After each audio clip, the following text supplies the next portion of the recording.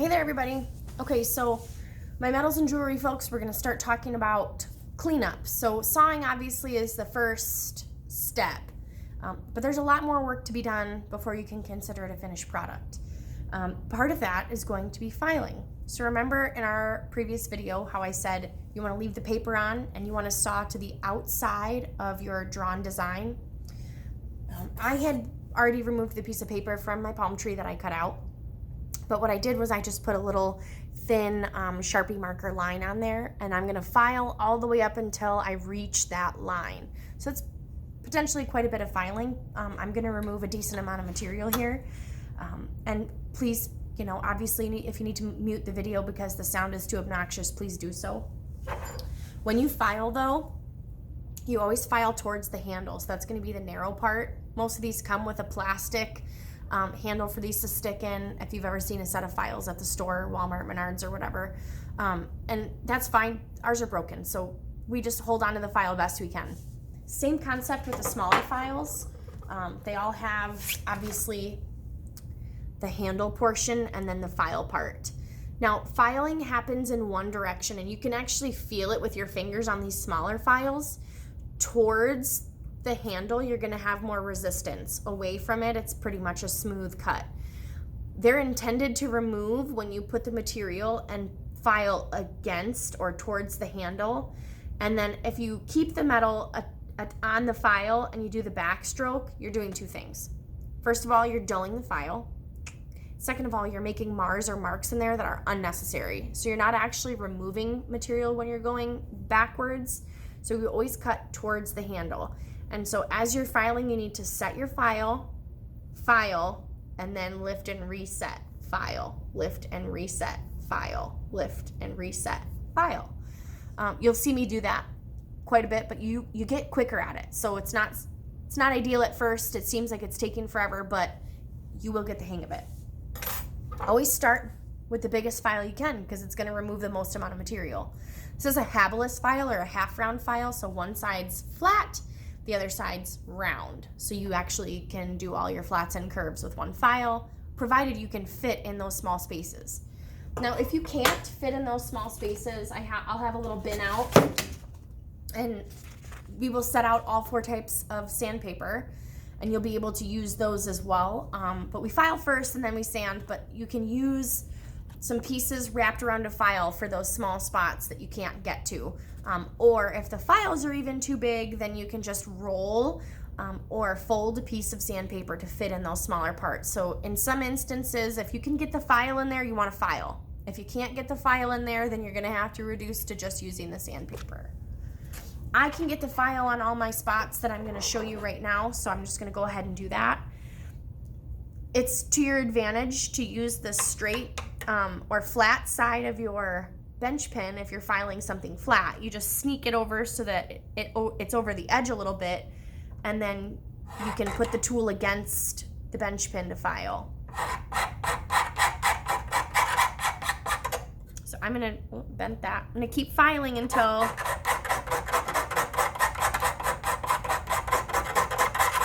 my line's gone. Okay.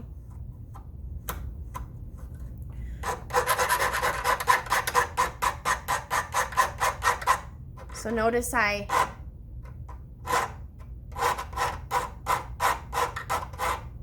not grinding in the upstroke, only the down. Now, if some of you prefer to file the other direction, that's fine. Just turn your file over and then you're gonna file up, still towards the handle part.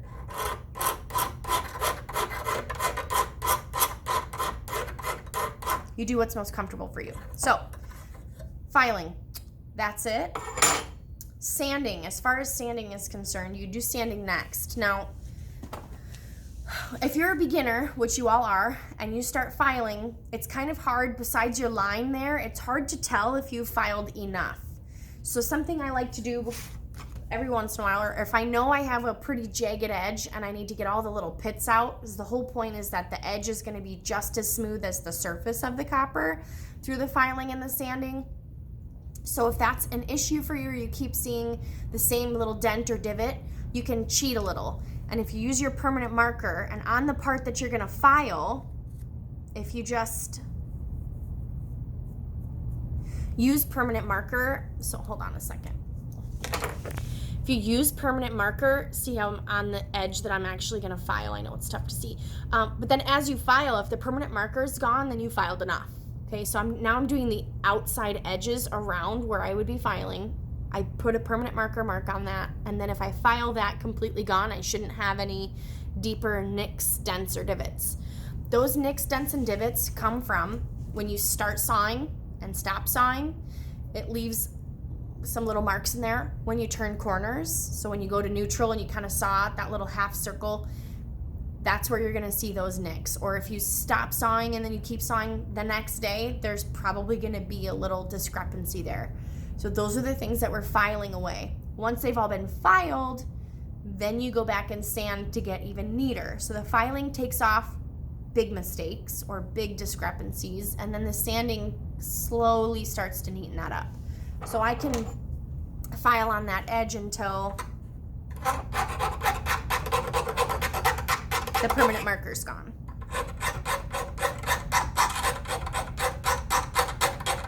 Again, I prefer to file down, but if you prefer to file up, you just flip her over. You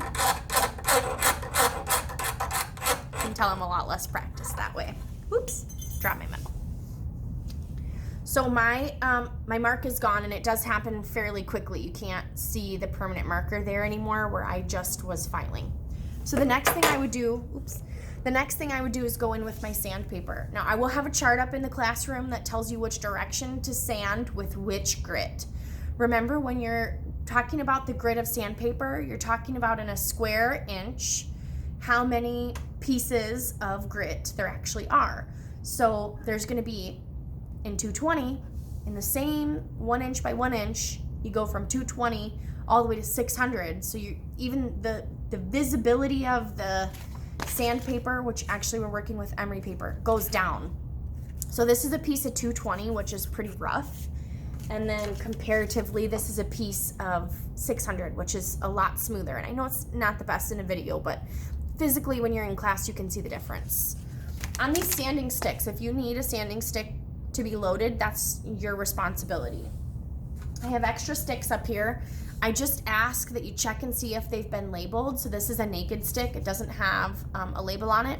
But before you throw a piece of sandpaper on, or emery paper rather, whichever piece you're gonna use, so this is, I'll load a 320 quick. I'm gonna put 320 on the stick so that everybody else knows without having to do too much investigating that this would be a piece of 320. I'm gonna load a partial piece. There's a rip off of it, but it'll work. You need a stick, you need your paper, and you need a couple rubber bands, which I'll just keep a bag of rubber bands in the bottom of that bin. To load the sticks, you do have to put a little tension on it. So as I'm loading, you're gonna start a little shy from the end, and you're gonna see me kind of pull the stick towards me. You can hear the paper crinkle a little bit each time I roll it. So I'm gonna roll, and remember, this has 4 sides. Each side, even though it's pretty small, there's a plane there, so you do need to pull before you lay it down. If you end up with a lot of like sag in your stick like that, you're just gonna rip up the paper as you try to sand. You want it rolled really, really tight.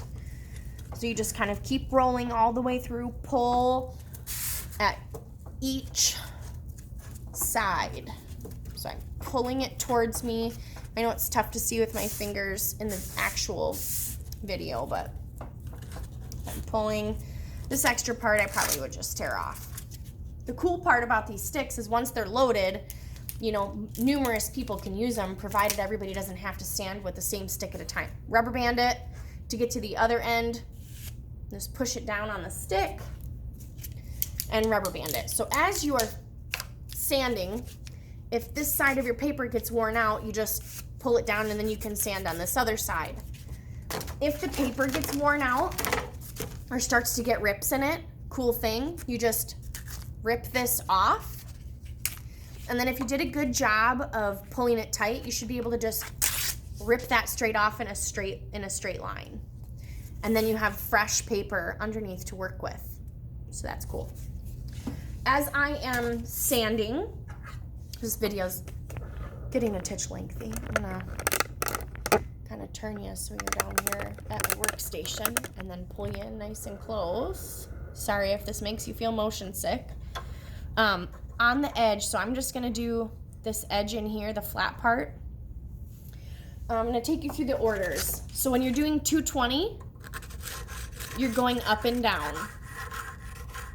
After you've done 220, you're gonna double check and make sure you don't have any of those deeper nicks, dents, or divots, okay? So 220 is just up and down, and that's kind of illustrated on the stick, up and down. For 320, you're gonna go up and down and then side to side. So I'm gonna go up and down, best I can, and then I'm gonna kind of go side to side. Okay. Sorry, bumped that. 400, okay, I'm only gonna go side to side. And then for 600, which that's my finest emery paper, instead of going, you're gonna go, you know, side to side, so the way the arrow points this direction, except for you only wanna go, instead of going back and forth, you only wanna go one direction, so you'll see me kind of pull, lift, and reset, and pull, lift, and reset, just like with my files. Oops.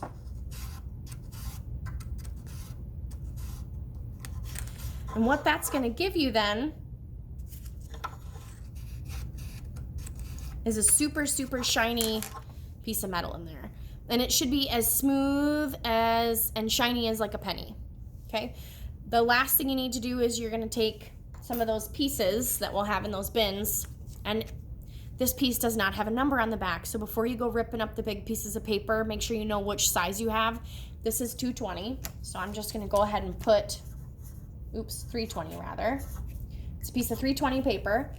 So I'm gonna put 320 on the back, which I know is backwards to you, but you're gonna run all the way through the same scenarios. So I would take and lay my material flat, and you're gonna sand over the surface with 220 until it all looks the same roughness, because it's gonna look rough before it gets neater.